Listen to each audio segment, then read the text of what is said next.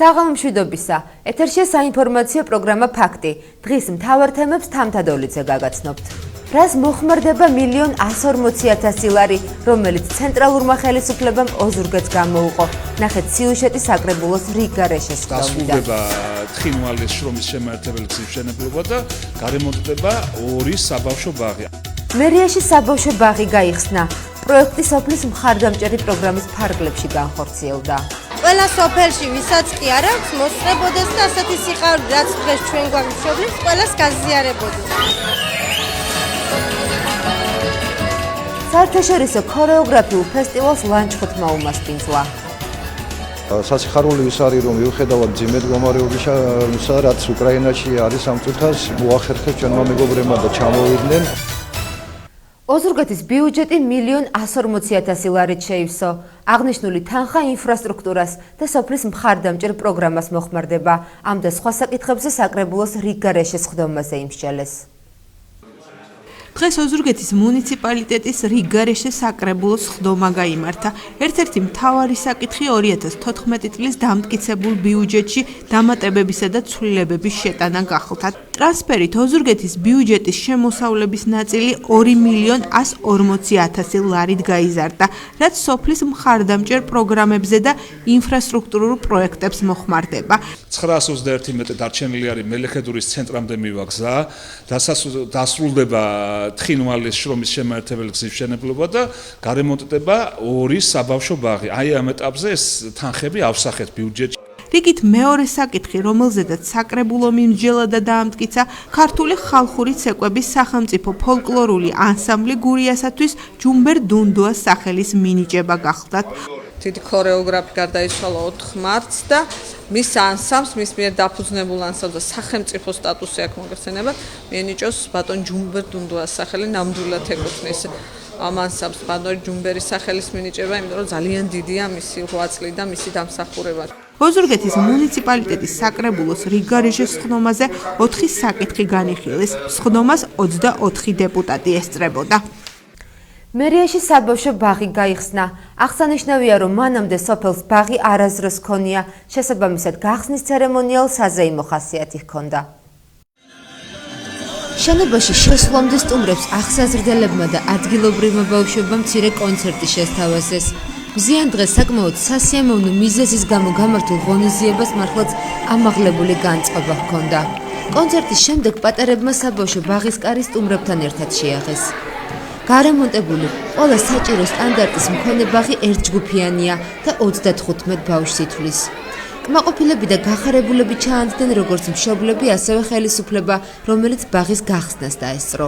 მივესალმებით ყველა მშობელი და რა თქმა უნდა, ყველას უსურვებთ, რომ ასეთი ბედნიერი საქმე ყველა სოფელში ვისაც კი არ აქვს მოსწრებოდეს და ასეთი სიყავრი რაც დღეს ჩვენ გვამშობლებს ყველას გაზიარებოდეს. მინდა მიულოცო ყველას ეს დღე და ყველას უთხრა, რომ თავიანთი შვილები ძალიან საიმედო ადამიანების ხელში არის და ჩვენ მხრიდან რაც იქნება ჩვენზე დამოკიდებული, ჩვენ ყოველთვის გზად ვიქნებით, რომ მათ სამსახურში ვიყოთ. წელს არის დაახლოებით კონტინგენტი 37 ბავშვია, ერთჯგუფიანია, მაგრამ უკვე არ დადგა დღის წესრიგის საკითხი, რომ ორჯგუფიანად გადაკეთდეს. ალბათ უკვე დღის წესრიგში დადგება შენობის გაფართოების საკითხიც. და ულოცავ ყველა მერიას, პედაგოგებს, რომ აი ეს დღე დასამახსოვრებელი დღეა ნამდვილად, ყველა ახსახსნას უსურვებს, რომ მიიღოს ის ცოდნა განათლება, ის აღზრდა, რაც პირველ სკოლამდე დაწესებულებაში აუცილებელი. ამ ეტაპისთვის მერია ბოლო სოფელია, სადაც საბავშვო ბაღი გაიხსნა.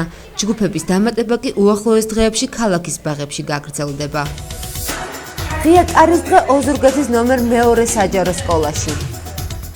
დატვირთული არის თანამედროვე სწავლების თანამედროვე მეთოდებით, რაც ორიენტირებული არის მოზარდის სააზროვნო უნარების განვითარებაზე.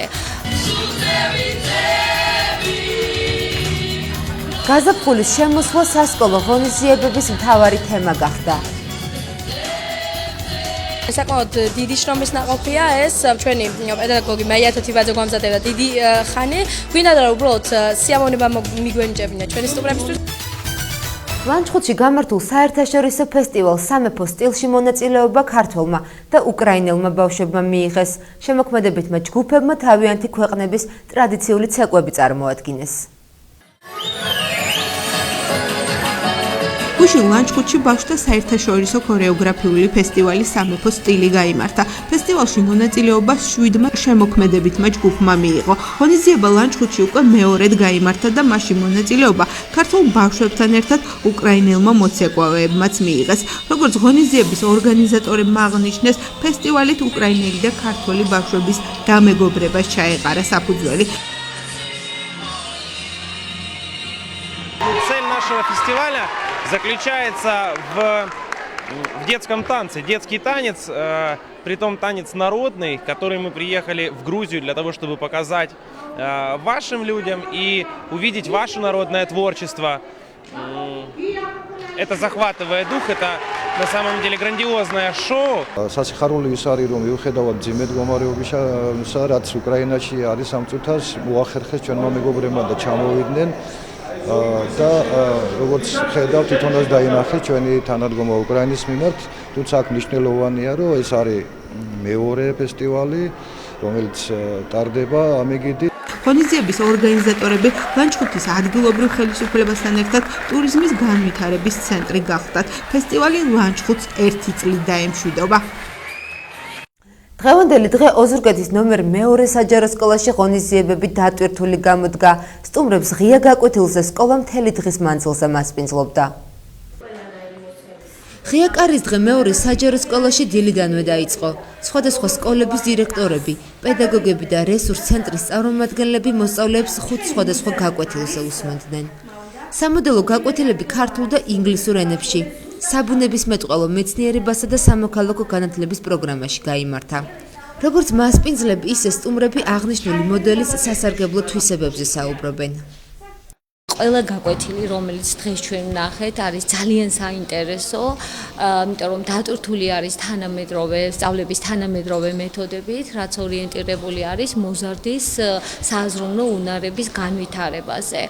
ვნახეთ ინგლისურისა და ქართულის ინტეგრირებული გაკვეთილი, ეს იყო ძალიან საინტერესო გადაწყვეტა და კარგად დაგეგმილი გაკვეთილი. მე ვფიქრობ, რომ ძალიან კარგი გამოვიდა, ძალიან კმაყოფილები დავრჩით ჩვენს მასწავლებლებიც, ბავშვებიც და საერთოდაც ვფიქრობ, რომ ეს ძალიან კარგია. რომ ასეთი გაკვეთილები და ასეთი დღეები ჩატარდეს სკოლაში, იმიტომ რომ ეს ბევრს გვაძლევს და ბევრს გვეუბნება ამ სკოლაზე, ბევრს გვაძლევს მასწავლებლებს და ბავშვებსაც და ანუ გამოცდილებასაც ვიზენთ და სხვასაც ვაჩვენებთ, როგორ მუშაობთ ჩვენ და რას ვაკეთებთ. დღევანდელი დღე არის მესიჯი იმისათვის, რომ საზოგადოებამ ნახოს ზუსტად ღია ჭრილში როგორ მუშაობს სკოლა. ეს არ არის წინასწარ დაგეგმილი და გაკვეთილები, ანუ სანახაობისათვის. ეს არის მუშა პროცესი, ეს ჩვენ ყოველდღიურობა გახლავთ. ჩვენ ვეცადეთ, რომ საზოგადოებას დაენახა ის მეთოდები და მიდგომები, რაც სკოლას გააჩნია, ანუ სკოლის მთავარი პრიორიტეტები და სასწავლო და სამგზელო პროცესში გამოყენებული სწავლების სტრატეგიები. ღია კარის დღის შემდეგ სტუმრებმა სააქტო დარბაზში გადაინაცვლეს, სადაც მათთვის მოსწავლეებმა საგაზაფხულო ღონისძიება მოამზადეს.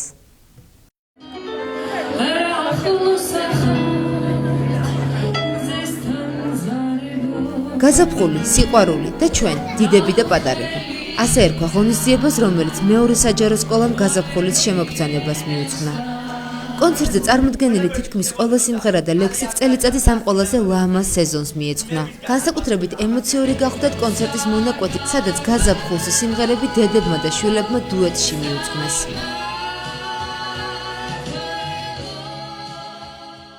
საკმაოდ დიდი შრომის ნაყოფია ეს ჩვენი პედაგოგი მაია თათიბაძე გვამზადება დიდი ხანი. გვინდა და უბრალოდ სიამოვნება მიგვენიჭებინა ჩვენი სტუმრებისთვის და მე მგონი გამოგვივით. მეორე სკოლას იმდენად ნიჭიერი მოსწავლეები ყავს. ზოგადად რეპეტიცია რა თქმა უნდა ყველაფერს სჭირდება, მაგრამ ძალიან დიდი ხანით რომ გითხრათ არ დამჭირვებია. ზოგადად ეს იყო პროექტი ორი თაობა. დიდები და პატარები, დედები და შვილები. მე მინდა და უბრალოდ წარმომეჩინა ის, რომ როგორც ჩვენი მოსწავლეები, მათი მშობლებიც აღმოვაჩინა ესეთი მარგალიტები, რომლებიც დღეს სცენაზე გამოვიდნენ და მოგვილოცეს ეს ლამაზი გაზაფხულის დღესასწაული. ახლა კი ტრადიციულად ჩვენს ეთერში ამინდის პროგნოზის დროა. ხოლ ოზურგეთში კოკისპირული წვიმა იქნება მოსალოდნელი, ტემპერატურა 6-დან 12 გრადუსამდე დაფიქსირდება. ასევე წვიმა გველოდება ჩოხატაურშიც, ტემპერატურა 7-დან 14 გრადუსამდე იქნება მოსალოდნელი. ოზურგეთის და ჩოხატაურის მსგავსად კოკისპირული წვიმა არის მოსალოდნელი ლანჩხუთში, ტემპერატურა 8-დან 14 გრადუსამდე დაფიქსირდება. ეს გახლდათ ბოლო ინფორმაცია დღეისთვის, მე ხვალამდე გამშვიდობებით, კარგად ბრძანდებოდეთ.